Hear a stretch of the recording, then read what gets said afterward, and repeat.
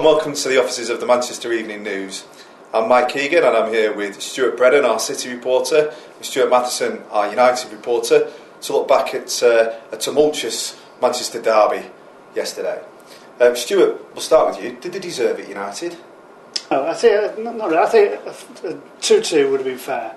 Although, having said that, the fact that they scored a legitimate third goal would have killed City off. I mean, as much as momentum as City had at that point, and they always looked like scoring, I think that would have killed them dead at that point. So I suppose you could argue that if the referee and linesman had got it right, then United had been 3-0 up and it would have been game over. So yeah, they should have won.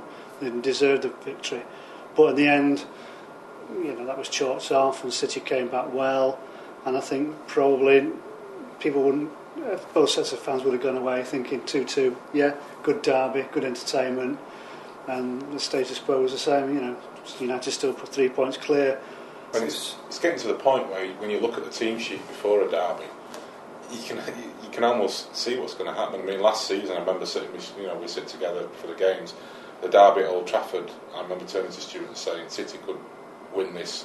I'm not trying to say I'm some kind of mystic meg, but it's going to be 6-1. I said City could win this comfortably because you compare the two midfields. Yeah. I thought that City had so much more, as well as outnumbering United, and that came to pass. And I think everybody who looked at the team sheet in the return game at the Etihad thought United have got a problem here because it was a timid team. City were on a roll, they were always going to attack United and go at them, and United looked set up to defend, which is not a good thing for United to do. We speak of Balotelli every week, but to anybody looking in on that, it just looks like enormous leap of faith for Mancini to give him a starting spot in a derby, and it looked like he'd thrown it back in his face. Yeah, it's difficult. I mean, you look back to the 6-1, and Mario scored the two first goals, but he was in a different place then. I think he was sort of. He'd started the season fairly positively, and that's why he got his place. This season, he hasn't started the season positively, and he was going into it. He's been frustrated. He's been frustrating, and he's not been pulling his weight at all this season. So, to give him a starting place under those circumstances was a huge gamble, and it backfired badly. We all knew what you get from Tevez, especially in a derby. You've both obviously been to a number of derbies over the years. It's been in the headlines, especially in the national press, for not the best of reasons. Was it a different atmosphere yesterday, or do you think it's been overblown? And obviously nobody wanted to see what happened, but I don't think it was any different, the atmosphere, other than there was this coin throwing thing has surfaced. I mean, there were a lot of coins being thrown.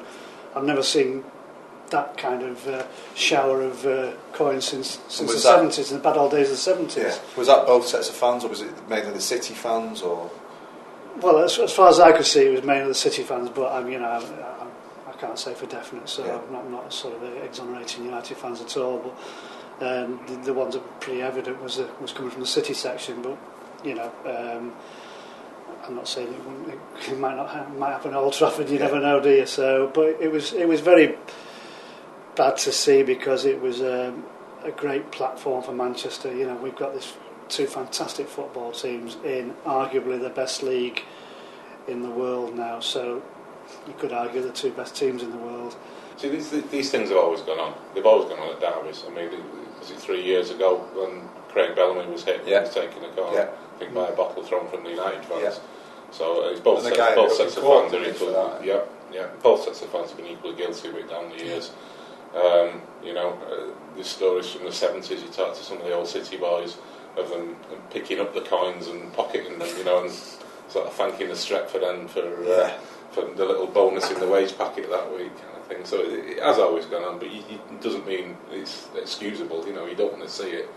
But I thought it was quite big a Rio to make light of it. And good of City to come out straight after the game, apologise, they cooperate with the police.